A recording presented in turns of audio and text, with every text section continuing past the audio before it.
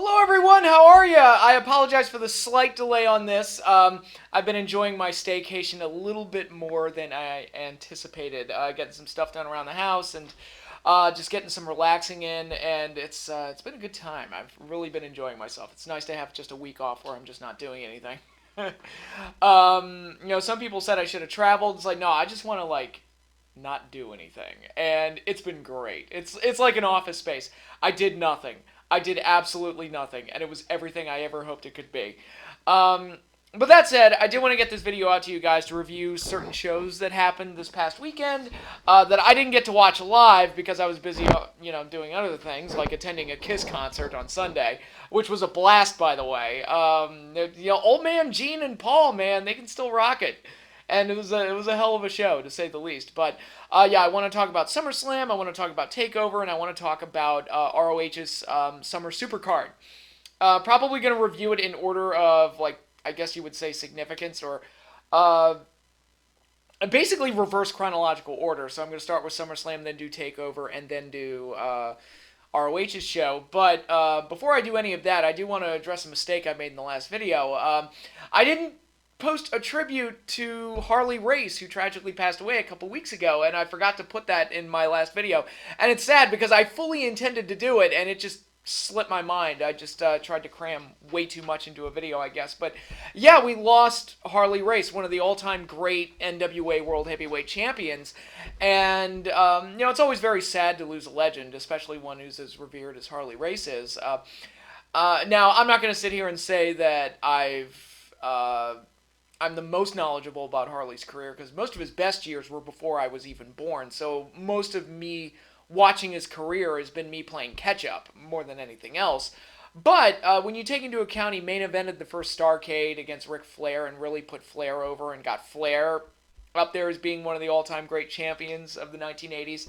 And my first exposure to Harley was actually, it was the King Harley Race in the WWF, which was really like the end of his in-ring career, but he had his moments there. He had that great match with Hogan on Saturday Night's Main Event, which I still think is one of the best matches in Saturday Night's Main Event's history, and it was kind of cool that we got Hogan versus Harley Race in any capacity at all. So, even though the King was kind of like the end of his run, it is nice that he had a few shining spots, and that was one of them. But my first, real attachment to Harley Race came as the manager of Big Van Vader.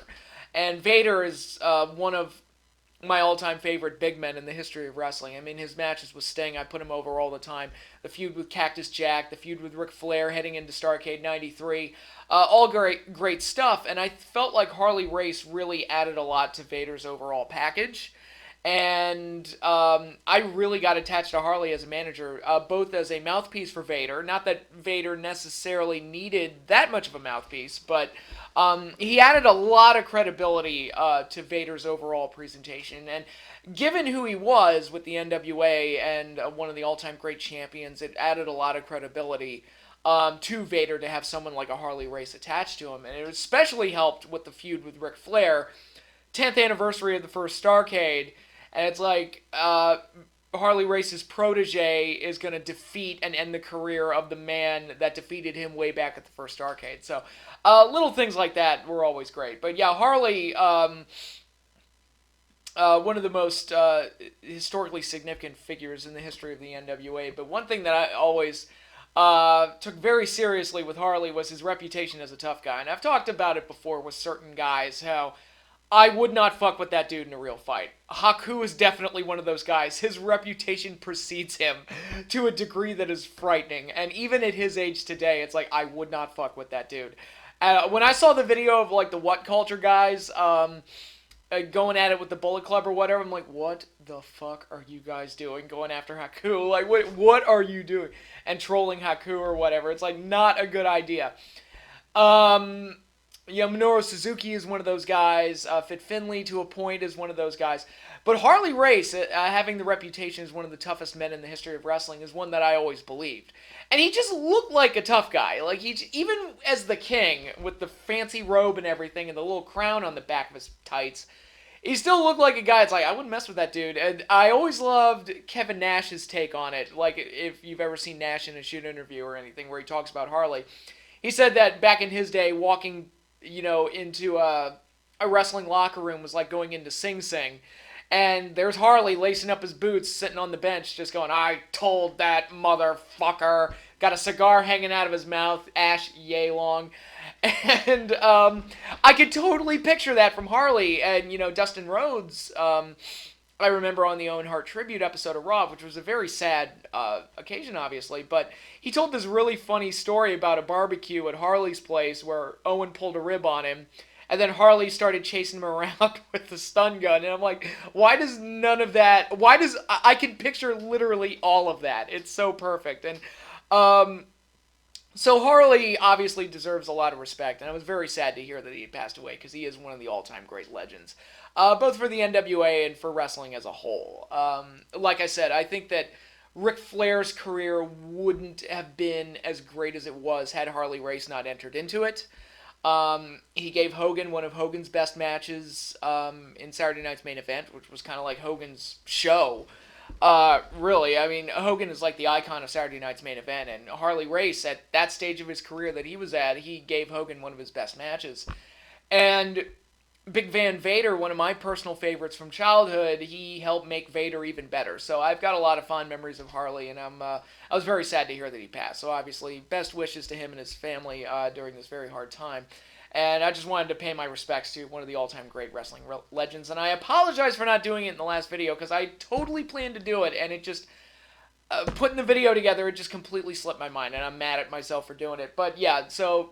rest in peace, Harley Race. You were great, and that's all there is to say about that. So, with all of that said, let's get into SummerSlam. And in addition to SummerSlam, I'm going to talk about a little bit about the fallout on Monday Night Raw the next night, which admittedly I didn't watch Raw, but I did read about it. Sasha Banks returned and turned heel and attacked Becky Lynch. Apparently smacked her upside the head with a steel chair, which... why is that becoming a thing lately? Where poor Becky gets hit in the face with a chair. Or hit in the head with a chair. Because Lacey Evans kind of gave her like an errant bad shot at Extreme Rules. And now Sasha whacks her upside the head. If this were the 80s, I would be speculating that somebody's trying to hurt her on purpose so they can take her spot. But nobody would do that now. No, not at all. But... joking aside, I hope Becky's okay. It sounds like she's okay. And I guess it's good to have Sasha back. I feel like the reason they came back, that she was allowed to come back, is because they don't want her going to AEW. So I think a lot of the decisions WWE has made recently has been to avoid letting people go to AEW. That's why Bischoff and Heyman are in the positions they're in. That's why Goldberg is back. That's why... Sasha's back. That's why Gallus and Anderson are the tag champions, and they're aligned with AJ Styles again, and they're actually being used. They don't want these people going to AEW, and it shows. And but hey, if they're gonna do good stuff with them, hey, get your act together and actually put on a good show. Who am I to say no to that? So yeah, good to have Sasha back. We'll see where it goes from here with her. I would build up her and Becky over a long period of time, not just do it at the next pay-per-view. But who the fuck am I kidding? They're going to do it at the very next pay-per-view. I mean, come on. When was the last time, not involving, like, part-timers, obviously, but whenever they did a feud between two regulars on TV, and they did something to hype up the feud, and then when was the last time they didn't do it at the next pay-per-view? It's very rare, extremely rare.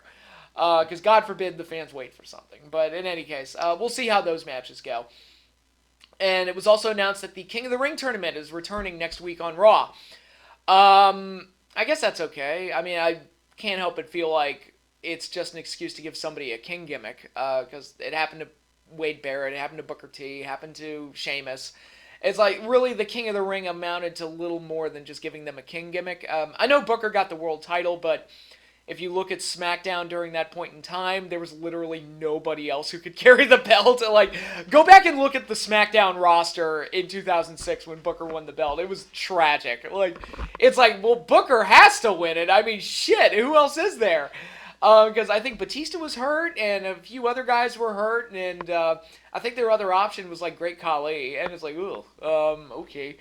Who actually did win the world title. But yeah, we'll see how it goes. I'm not counting on it being much more than just somebody getting a King gimmick. I would think it would be Drew McIntyre who would win it. King Drew, I could see them doing that. But and we'll see. We'll see next week. I'm going to try and watch Raw next week just to Um, get a glimpse into what they do with it. But let's go over SummerSlam, which I watched on Monday instead of watching Raw. Instead of watching Raw, I watched SummerSlam. I watched the ROH show, and I watched TakeOver, just straight. And it was like, wow, that's a lot of wrestling. I didn't watch the pre-show because ain't nobody got time for that. I missed Edge's return where he beat up Elias, which, who doesn't beat up Elias these days? I'm pretty sure my grandmother has beaten up Elias at some point. But, whatever. I'm a little surprised they put that on the pre-show because it's Edge, but whatever. So what did I miss? Drew Gulak successfully defending the Cruiserweight title against Oney Lorcan. Buddy Murphy defeating Apollo Crews. And Buddy Murphy seems to be getting a somewhat significant spot on SmackDown given his involvement in the Roman Reigns storyline. And Alexa Bliss and Nikki Cross successfully defending the women's tag team titles against the Iconics. I couldn't possibly care any less. I did see Alexa Bliss's Buzz Lightyear outfit, which was kind of funny and weird. But in any case, so let's go into the stuff I did watch, which was the main show. We started off with the submissions match for the Raw Women's title. Becky Lynch versus Natalya. Becky Lynch got the win, obviously. And by the way, I guess I'll use this to talk about some of the decisions made of who got on this show and who got featured. You got Edge doing a run-in. Trish got to have her big, send-off final match. I put it in quotation marks because I remember when she had her last match back in 2006. Natalya got a spot on the show. And, they seem to let the location determine who actually got a spot on the show. And I don't necessarily have a problem with that, but it's... if Natalya just goes back to being nothing, then this whole experience just kind of feels like a waste. And, Trish at least put over Charlotte, so there's that. But, it's just weird how they would let the location kind of determine who actually gets a spot on the show. And, but, hey, I guess they just want to pop the live crowd more than anything. But, anyway, I thought this match was good. I thought it was solid. A pretty basic submission-based match with, Becky Lynch, who's basically the hottest star in the WWE by default these days. So I thought the match was pretty solid. Becky got the win to the surprise of absolutely no one, but overall I thought it was a pretty good, solid match. And Natalya got to show off what she can do, which she doesn't get to do that often because she's more often than not doing jobs. But I thought this match was solid, even if the outcome was predictable. And then we got Goldberg versus Dolph Ziggler, which was pretty much exactly what we expected it to be. Almost spot for spot. Ziggler got, I guess you would call it a hope spot at the very beginning with a couple of super kicks over Goldberg. Goldberg kicked out at 1, which seemed to piss off Jack Swagger. I don't know. What is it with everybody on the internet, shitting on Goldberg over social media? It's between Swagger and Matt Riddle, it's everybody just wants to take a shit on Goldberg. This was a Goldberg match, and it captured, like I said, when Goldberg captures that Goldberg magic, it's great, and it has a lot of atmosphere and energy to it, and I felt like this had that. I felt like the post-match drag was Ziggler constantly opening his mouth and Goldberg coming out and spearing him again, and that got old, and it felt like they were stretching for time, and that's actually another thing. One of the things I liked about this SummerSlam was that it didn't go too long. It was only 3.5 hours. I'm like, oh my god, this is nice. Keep it to 3 most of the time, and if you have to go over, keep it within 3.5, and I think we'll all be okay. This 4 and 5 and 6 hour shows, that shit's got to stop. But this one didn't feel like it went too long, so it was actually a bit more palatable than normal. But I thought this was fine for what it was if you're a Goldberg fan, but I have to wonder, what's the long-term goal with Goldberg here? I've read reports that he's going to be a special attraction on Raw.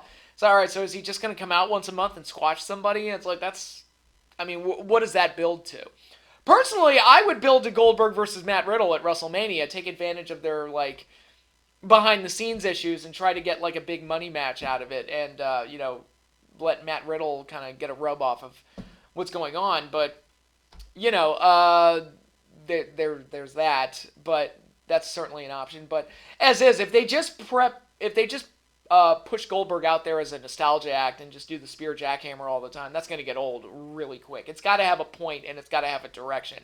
And I don't know if it's a good idea to actually give Dolph Ziggler heat, actually build him up just to have him go down to Goldberg in a minute and a half when they could have like continued. Maybe Shawn wants to come back for a match with Ziggler, and you could have done that down the road, but or just let Ziggler, actually build his heat and move up the card. And it's so funny. Ziggler has been there for over a decade, like close to a decade and a half actually, if you count his time with the Spirit Squad, and he was a guy that I saw potential in at around '09, so we're talking like a decade ago. And I thought, it's like, man, this guy, he overcame the fact that he has a stupid ring name. And he's actually doing pretty well. It's like, oh, let's see where he goes. And he really didn't amount to much. He got pushes here and there, but, as soon as he would come close to grabbing the brass ring, he would have the rug pulled out right from under him. And Ziggler, it's like, this feels like another case of like, oh, they built him up and then they pulled the rug out right from under him. So it's like, all right, but... All right, that's that. Then we got AJ Styles defending the United States title against Ricochet. Pretty good match, solid, nice athletic match. Fairly, probably beneath what you would expect out of these two, but not bad by any means. It was just a pretty solid match, comparable to the last match they had. They're just nothing that's setting the world on fire, but perfectly solid matches. Ricochet's outfit was a little weird. I was like, why is he wearing that? I saw a meme online of stupid sexy Flanders, but it's Ricochet in that bodysuit. And I'm like, that's pretty funny. But overall, I thought the match was good. AJ retained, which is good. Oh, heels continuing and getting momentum. Oh no, crazy idea. And it was good for what it was. It wasn't anything that special, though. All right, then we got the SmackDown Women's title, Bayley defeating Ember Moon. This was boring. I didn't care. Again, and it's not a reflection of either girl. It's Ember Moon. They did nothing with her, conditioned us not to care, and now all of a sudden we're supposed to care. And nobody did care, and the match fell flat because of it. So it was just a flat match. Bayley successfully retained, and that's that. And it's like I couldn't possibly care any less. Then we got Shane McMahon versus Kevin Owens. If Owens lost, he would have to quit WWE. And this one was a dog and pony show because Elias was made the guest enforcer, right before the match by Shane, and there was a lot of like interference and kooky bullshit going on, and it felt like a cheap attempt at an Attitude Era main event, to be perfectly honest. Just one of those matches where there's like, a bunch of, ref bumps and run-ins and all sorts of other things. I have to ask the question though, once Owens beat up Elias, who's a registered official for the match, couldn't Elias have just disqualified him? I'm just saying. Could have ended the match right there. But anyway, Kevin Owens got the win after low-blowing Shane and then hitting him with the stunner. Don't like that Kevin Owens is using the stunner because it's a little bit too on the nose about, like, okay, they're trying to make him, fat 2019 Steve Austin. And that's that. And the stunner just makes it even more obvious. Glad Kevin Owens won, though, because it's like, oh, God, Shane just won so many matches this year. And he's just like, the most, of all the heels they have, he's the one they've put the most energy into, which is weird to me, but, Then we got the dream match, Charlotte Flair versus Trish Stratus. I thought this match was good. Trish still looked pretty solid in the ring, hit all of her old spots, and overall I thought it was a pretty solid match. And the right person went over. They put over the young talent, and Trish got to wave goodbye to the crowd in what is supposedly her last match. Like I said, I saw her retire once before in 2006, and she's wrestled a handful of times since then, so who knows. It's funny, that match she had in '06 with Lita, it was Unforgiven, I believe. And it was her retirement match. That might have been the best match of her career. And it was supposedly her last match. But then again, she's wrestled a few more times since then. But I thought this match was good. I wouldn't call it a classic by any means, but I thought it was a good match and good solid booking of having the young talent get over on the old talent and get some of a rub back from that. So good stuff. And there was some legitimate drama there towards the end. I actually liked Trish stealing the figure eight. I liked some of the counters they did. Overall, it was a pretty solid match. One of the better matches on the show, I would say. And then we got a match I did not give a shit about at all. Kofi Kingston defending the WWE title against Randy Orton, which ended in a double countout. And it's going to be similar to what I said about Corbin and Angle at WrestleMania, where it's like, I don't have a problem with it conceptually, having a young guy destroy a veteran is actually not a bad idea. I just question the execution and who you pick to do it. Here, it's a case of like, look, I don't have a problem with double countouts. That's fine. But it's Randy Orton and Kofi Kingston, and nobody gives a shit. And now we're almost assuredly going to get a rematch out of this with gimmicks. I'm like, oh my god, I don't care. Can Kofi's reign just be over already, and can it not be to Randy Orton, who bores me probably more than Kofi does at this point? And again, I don't want to sound like I'm ragging on Kofi, but I made the point before that, you know, his reign going as long as it has, it kind of feels like what it would have been like in '94 if the 1-2-3 Kid had won the title and stayed champion for 4 months. It's like, yeah, we all like 1-2-3 Kid, but maybe if he had won the title and held it for like a week, we'd all have been like, oh, that's neat, that's cool. But 4 months later, it's like, oh, this guy's still the champion? Why? And it's just, I don't care. I do not care. And the sooner they get that belt off of Kofi and onto somebody remotely interesting, I'll be happier for it. Although, looking... Again, I don't even know who the fuck is on the SmackDown roster at this point, so I don't know who you would put it on. That's the other part of this. It's like, who the fuck do you give it to? I have no idea at this point. It's, again, the scorched earth idea with WWE. They gotta, like, start from the ground up and just rebuild everything. But I thought this match was boring. I didn't care. You had the weirdest dual chant I've ever heard in my life of, Kofi stupid, Orton sucks. So it's like, oh great, they're both, the crowd is not supporting any of them, they're shitting on both of them. And it's like that scene from The Simpsons with Lenny and Carl, and they have lightsabers there. It's like, no, Phantom Menace sucked more. No, Attack of the Clones sucked more. That's kind of what this match felt like to me, especially with that dual chant going on. So, that was that. I didn't care. It was boring. Then we got The Fiend, Bray Wyatt, debuting against Finn Balor, getting a quick win over Balor, and how awesome was that entrance? Good God. I think Bray Wyatt stole the show just by entering the ring. And, you know, the new music, the creepy look, the fact that he took his head and made it into a lantern, and, like, that was creepy as shit, and, yeah, this was great. This was great. And the match went exactly how it needed to go, with The Fiend getting a dominant win over Finn Balor, where he put him away with the mandible claw. I think Balor got like a couple hope spots in, but for the most part, it was all Bray. A great debut for this character. I thought it went over really, really well. And it seemed to go over really, really well with the audience as well.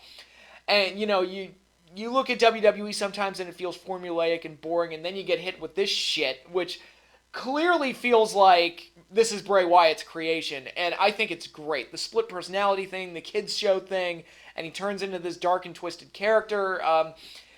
This is really, really well done, and I don't know how, but Bray Wyatt's career may have been saved. Just don't fuck it up. Just please don't fuck it up. Don't feed him to Undertaker. Don't have him lose a ton of matches. Don't put him on TV every week. Make him special.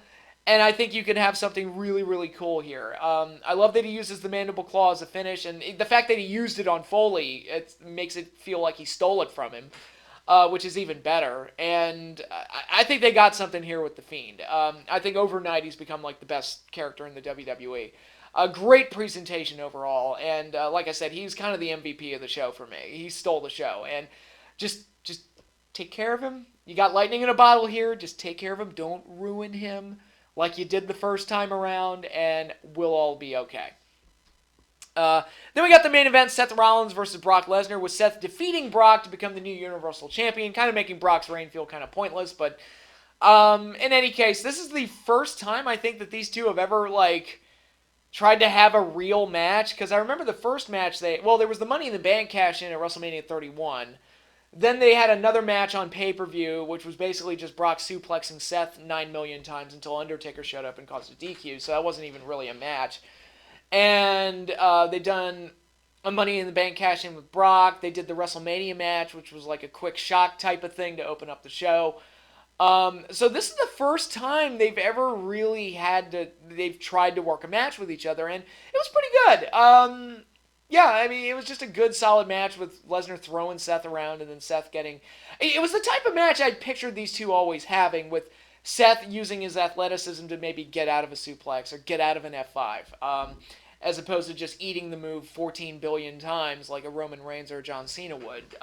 Seth would be like, you give him a German, he would like flip out of it or something like that. And he did a little bit of that in this match. So overall, I thought the match was pretty good. Really good main event. Probably the best match on the show. If we're going to judge like actual match quality. So that's all good. And so SummerSlam had a good ending. And overall, I didn't think SummerSlam was that bad of a show. I actually quite enjoyed parts of it. The Fiend was great. The main event was pretty good.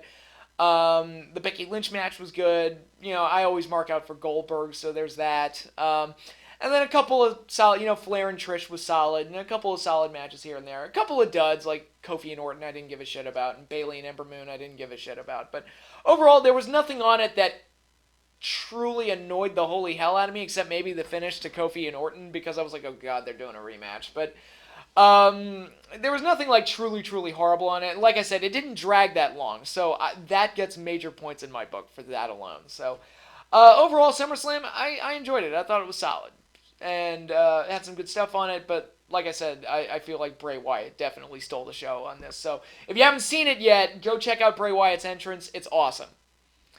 And from there, let's move on to NXT TakeOver Toronto. I want to make this point clear. I didn't mention this on the preview, but I'm a little surprised that the breakout tournament finals that they've been doing on TV didn't have the finals at TakeOver. Apparently, it was one of the dark matches that'll air on NXT tonight, because they always do like a, you know, the pre-show matches from TakeOver always get to be like the next episode of NXT, so it's like you're time traveling.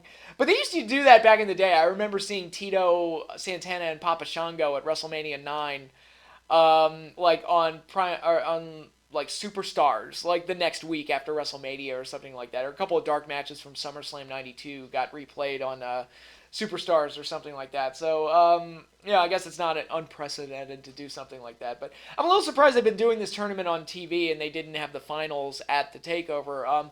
Not that I'd been enjoying the tournament all that much, mind you. Nobody really stood out in the tournament. It just felt like a bunch of guys having matches. And it wasn't a case of like the Cruiserweight Classic or the Mae Young Classic where it's like you get at least like 2 or 3 talents that are like, ooh, that one looks interesting, or ooh, she's cool, or ooh, he's really cool. Or somebody with a lot of cred like a Kota Ibushi or you know, like a Zack Sabre Jr. or something like that. Didn't really get any of that with this breakout tournament. It just felt like a bunch of dudes having matches. So I guess I'm not surprised they didn't do the finals at the tournament. I'm just a little surprised. I'm not surprised, but I am surprised. Like, that doesn't make any sense. But I guess I can't blame them for not doing it because the tournament hasn't exactly been setting the world on fire. But it just felt like, to me, it would have been a natural match to have to just do the tournament finals at the TakeOver. But I guess they did, since it was a pre-show match. So, who knows.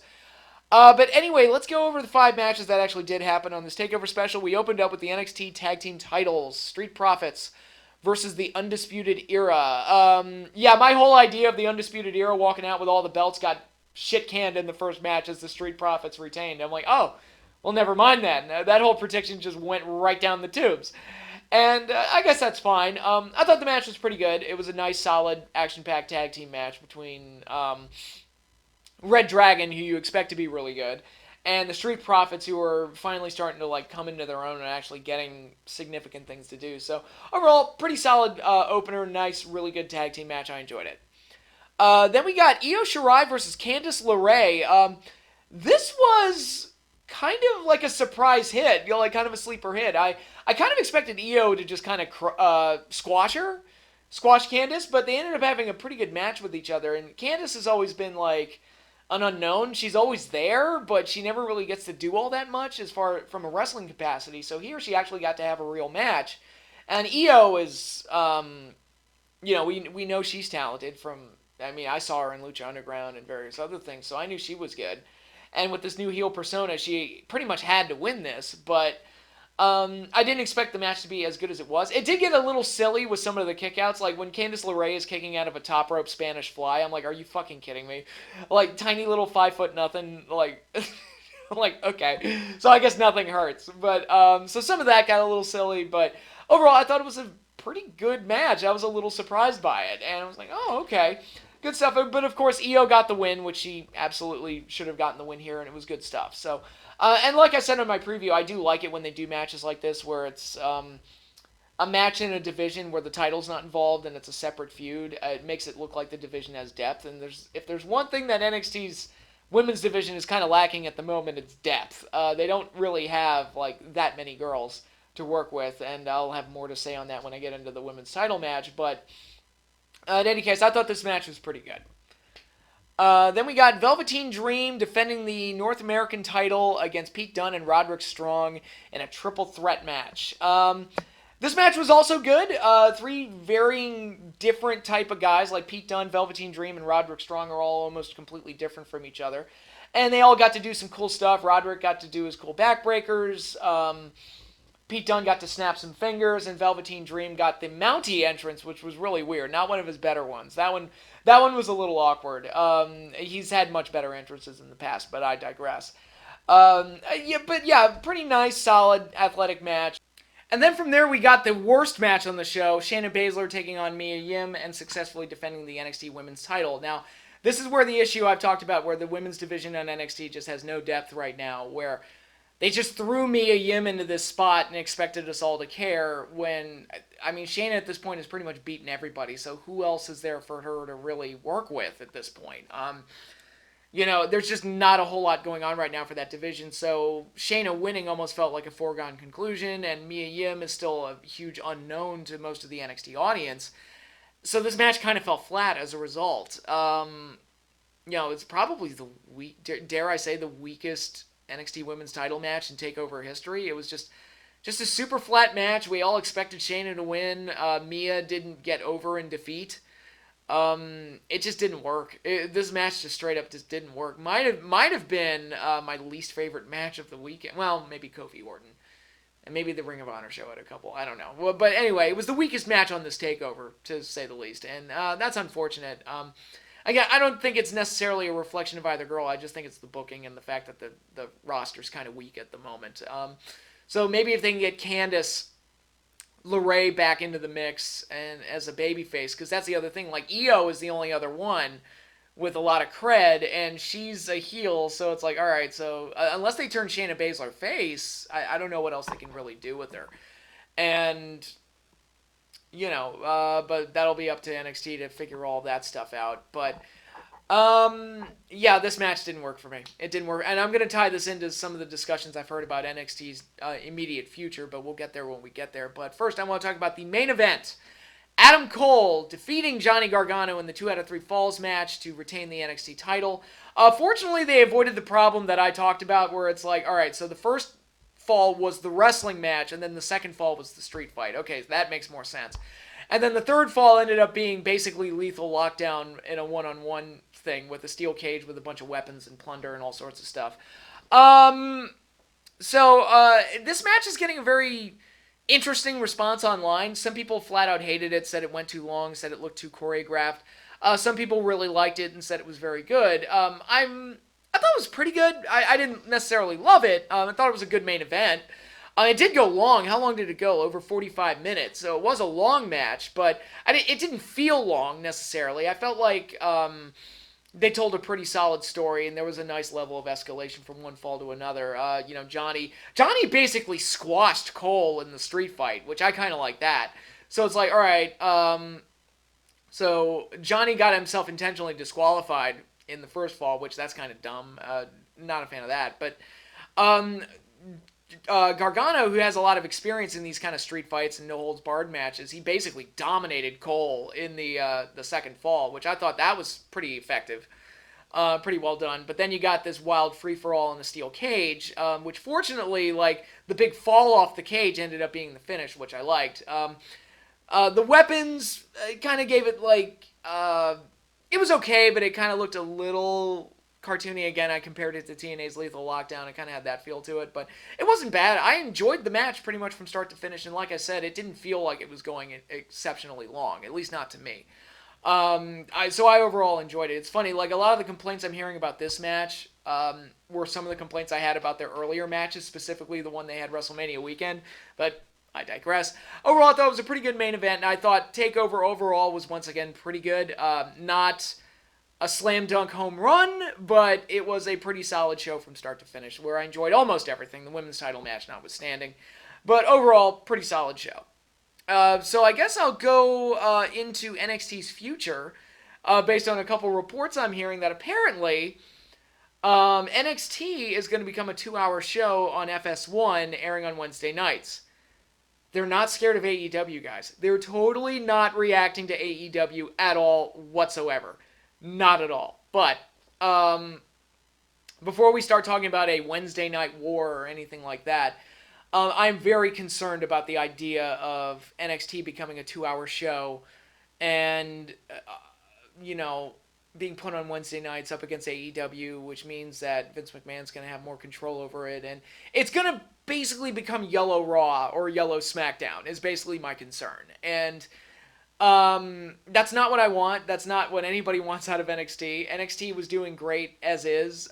Simple matches, simple shows, slowly building to takeover specials. For me personally, part of the appeal of NXT is that it's so it's far enough removed from Raw and SmackDown that it feels like its own thing, and I can just kind of enjoy it as its own thing. So when you start doing all of these things, like extending it by an hour, putting it on an FS1, having main roster guys work on it, that just makes me really, really nervous about the future of NXT. It's like, well, there goes that. Oh God. But we'll see how all that goes. I don't want to talk about like a Wednesday Night War or anything like that. I'm just concerned about like NXT's future as a brand. If that's their goal and that's their plan for it. And I'm like, oh no, this is bad. This is really bad. But again, we'll see how everything goes. So, from there, I guess I'll wrap up by talking about ROH's Summer Supercard, which I did not preview in my last video because I completely forgot that it was upcoming. But, man oh man, how depressing was the size of that crowd. That venue was not even half full. And it looked really bad when you had matches that fought out into the crowd, like Dalton and Roosh. And it was like, dude, you can't even hide the amount of empty sections there are in this venue. I attended a TNA house show in 2008, and this was in North Carolina. And that show didn't, I think the building was maybe half full. Maybe, and it was a small venue. And I'm like, but it's a house show with no cameras there. I was like, all right, fine, whatever. But I think that show had a larger crowd than what ROH did for this. And I know, God, they really lost a lot when they lost Cody and the Bucks and that whole thing, because it's like, oh my God, that was like their lifeblood. I think, no pun intended, because there is a faction called Lifeblood. But, we keep expecting Ring of Honor to kind of rebuild themselves like they always do, but I don't know, it feels like the biggest headline they've had since WrestleMania weekend was that incident with Velvet Sky at the TV taping. And the TV show has now been reduced to basically being just a recap show. And I'm like, oh, great. So the TV show's not worth watching anymore. So, ROH is not in a good place right now. And it's kind of sad to see. It's like, oh, I hope they pull through and come out okay. But, I would hate for ROH to go away. Nobody wants that. I don't want TNA to go away or Impact to go away, but it's kind of like, oh man, when it gets this bad, it's like you can't even see how they can dig themselves out of it. But that said, I thought the show itself was okay. I thought there were some solid matches on there. It's just that the look of the crowd and that venue being as empty as it was just kind of depressing to see. But with that said, let's go into the actual card. We opened up with members of Villain Enterprises, PCO, and Brody King taking on members of the Kingdom, TK O'Ryan and Vinny Marcellia. Thought the match was solid. At this point, PCO is one of those guys that I'll watch in just about anything he's in. So it's like, because I've really gotten attached to the guy, so it's like, oh. Which I never thought I would have ever said that about Jean-Pierre Lafitte. But yeah, PCO, man, he's killing it with this new gimmick and everything, so I'm kind of digging him. So overall, I thought the match was okay and a nice solid opener. Then we got this confusing bit with PJ Black, who was supposed to face Silas Young, but Silas cut a promo explaining why he couldn't compete. I couldn't hear him because the mic was so bad, so I don't know what his reasoning was, but in any case, Marty Scurll took Silas Young's place and defeated PJ Black in this match. Match was okay. I thought it was fine. Marty got the win, but it just felt like very sloppily thrown together just to do something. And there wasn't much more to it beyond that. And if you like Marty, you'd probably like seeing him get this win, but other than that, there wasn't a whole lot to it. Then we got Kelly Klein defending the Women of Honor title against Tasha Steelz, who I have absolutely no idea who that chick is, and apparently nobody in the crowd did. So it was just kind of another like flat match where nobody really seemed to care. But Kelly Klein got attacked post-match by Angelina Love, so it looks like we'll be getting that match sometime down the road. What happened with the Allure? Are they even doing anything anymore, or was that incident at the ROH taping like the end of them? I have no idea, but not a whole lot to really say about this other than that. But then we got what may have been the best, well, one of the best matches on the show. Jay Lethal and Jonathan Gresham taking on members of Lifeblood, Bandito and Mark Haskins.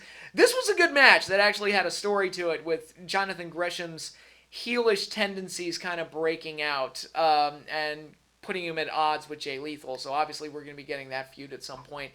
I thought this was solid. I thought it was well done. I thought it was a nice athletic match. And John Gresham's issues and his disagreements with Lethal led to Lifeblood getting the win. So overall, good stuff all around, and you got a nice match out of it. Then we got a no disqualifications match. Roosh defeating Dalton Castle again. Roosh, who's being set up to be the next contender for Matt Taven, it appears. And I thought this match was solid for what it was. It was a nice, decent, fun brawl all over the place, even though it was sad to see them brawl through the crowd, like I said, and just look out into the audience. It's like, man, there is nobody at this show. It's so sad. I'm amazed that the people that were there were as loud as they were. They must have really cranked up the mics or something, but thought the match was okay. Roosh got the win, which was fine. Yeah, that's that. Then we got Shane Taylor defending the ROH TV title against Tracy Williams. This match left absolutely no impact on me. Tracy Williams got attacked by Flip Gordon earlier in the show, so this match had to be postponed to after the no DQ match. And that was probably more remarkable than the match itself. The match just left no impression on me. And I like Shane Taylor, but the match just left no impression on me, and it's like I forgot about it as soon as it was over. Then we got the Lucha Trios match. Caristigo, Sabanero Jr., and Stuka Jr. defeating Barbaro Cavanaro, the caveman guy, Hechicero, and Templario? Is that who that is? Yeah. Anyway, it was a lucha match where barely anybody said. The caveman guy, Barbaro, he was the only one that really stood out, but everybody else is just a bunch of masked people doing lucha stuff, which you expect to see, and I guess that's fine for what it is. It's a nice athletic showcase, but it was, it's one of those matches. You've seen one trios match, you've seen them all, and this was one of those where it's like everybody kind of looked the same, everybody kind of did the same thing, and it's, you're just getting spots, and that's fine as like a filler match, but it's not going to necessarily make me, crave more of it or make me think higher of the show once it's done. So then from there we got Matt Taven successfully defending the Ring of Honor World title against Alex Shelley. Alex Shelley is a guy who I was high on for a while, about 13 years ago. When he was in TNA and doing his paparazzi production stuff with Kevin Nash, I thought this guy was TNA's version of Chris Jericho. And there was like a lot of potential there that they did not capture, they did not take advantage of at all. I remember when they were pushing Austin Aries as Austin Starr, and I was thinking at the time, like, I feel like Alex Shelley should be getting this push, because Alex Shelley was just doing such great stuff with Nash that I felt like he had more of an upside to him at that point, but they never capitalized on it. Fortunately, Alex Shelley did get the successful tag team run with Chris Sabin, but other than that, not a whole lot to really write home about. And so here he's getting a world title shot against Matt Taven, which is that story that Ring of Honor keeps going back to, it seems. They did it with Daniels, they did it with Colt Cabana, and now they're doing it with Shelley. It was like that guy that's been around forever and didn't win the big one, so now he's going to try and go for the Ring of Honor world title. I thought the match was good. I thought it was a perfectly good, solid match. Taven won, which I fully expected. I didn't expect a title change here, but it was nice to see Alex Shelley in this spot and get him, get a chance to do something. And get to have a nice little main event style match, even if they weren't the true main event of the show. I thought it was good stuff. Just all around, just a nice, solid match. And then Roosh made his intentions clear that he was going to be challenging Matt Taven at a later time. So we've got that match to look forward to. But let's go to the true main event of the show. The Briscoe brothers, Mark and Jay, taking on Tama Tonga and Tonga Loa, the Gorillas of Destiny, for the Ring of Honor World Tag Team titles in a ladder war. This is the 10th ladder war I believe they've done. And yeah, this was very good. I thought this was, it was a brawl, it was violent, there was blood, and a lot of death-defying stuff, and there was a lot of intensity to it, and overall, just a really well-done match. The Briscoes got the win, and I was happy with it. Probably the best match I've ever seen the Gorillas of Destiny have. So, yeah, this was more than appropriate main event. I thought this was a very, very good main event, actually, for the show, and actually, this did elevate the show a little high. I probably would have been less kind to it had this match not happened. And it was nice that it ended on a high note.